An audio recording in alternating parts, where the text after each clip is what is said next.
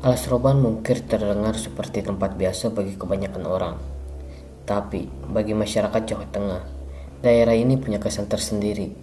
Ya, Alas Roban bisa dikatakan sebagai salah satu tempat paling angker di provinsi ini. Apa yang kamu harapkan dari tempat yang paling mengerikan di dunia ada di tempat ini? Mulai dari cerita-cerita berdarah sampai penampakan asli penunggu Alas Roban. Alas Roban sendiri adalah nama dari sebuah hutan yang di dalamnya dibuat semacam jalan untuk menghubungkan kota-kota antar provinsi. Jalanan ini sendiri sudah dibuat lama sekali, kurang lebih ketika Belanda belum lama menjajah Jawa.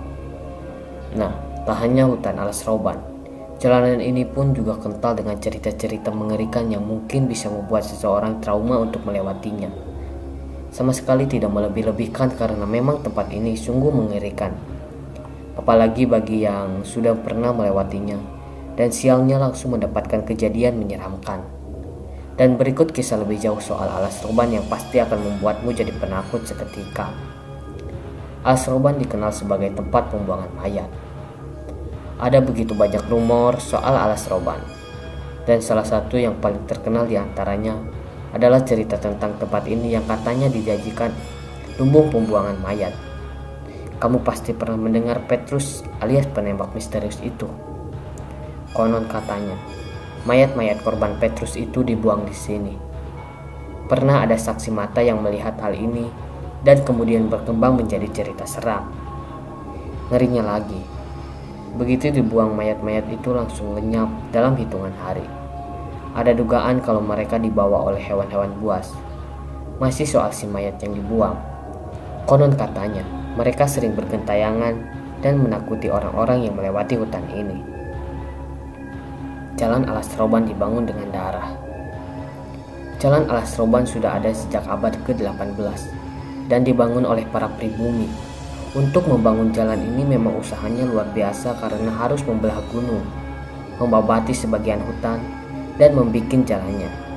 Nah, yang lebih mengerikan lagi, jalan ini dibangun oleh para pelaku kerja paksa. Ya, orang-orang pribumi dengan jumlah ribuan dipaksa untuk membuat jalan sepanjang itu. Alhasil, banyak mereka yang mati karena terlalu lelah atau perilaku buruk Belanda. Mayat-mayat para pekerja biasanya dibuang begitu saja di tepi-tepi jalan. Makanya, kemudian di tempat ini sering muncul suara-suara atau mungkin penampakan ngeri mereka. Kengerian di Jalan Alas Roban. Melewati Jalan Alas Roban tak hanya harus dengan kendaraan yang oke tapi juga mental kuat. Soal kendaraan yang harus sangat baik jalan, hal itu memang dibutuhkan karena jalanan di sini cukup ngeri. Jalannya berkelok-kelok dan di beberapa titik cukup curam naik dan turunnya. Soal mental, jelas hal ini dibutuhkan karena apa yang terjadi di perjalanan nanti kita tak akan pernah tahu. Sudah sangat lazim kalau banyak orang yang diganggu ketika melewati jalan ini. Entah oleh penampakan-penampakan ngeri, makhluk gaib yang menumpang kendaraan sampai disesatkan oleh setan. Di beberapa spot, Jalan Alas Roban ini sangat gelap dan biasanya sering terjadi kejadian gaib itu. Misteri kecelakaan di Alas Roban. Dari cerita-cerita masyarakat setempat, Jalan Alas Roban ini juga sangat rawan kecelakaan. Jika dihitung mungkin sudah ada ratusan kecelakaan terjadi di tempat ini dengan rata-rata korbannya meninggal dunia. Menurut penduduk setempat, alasan kenapa orang sering celaka adalah karena susah fokus, entah karena lingkungannya yang bikin merinding atau bahkan dihantui oleh makhluk halus. Tak hanya itu, jalanannya sendiri juga licin dengan beberapa tikungan yang tajam.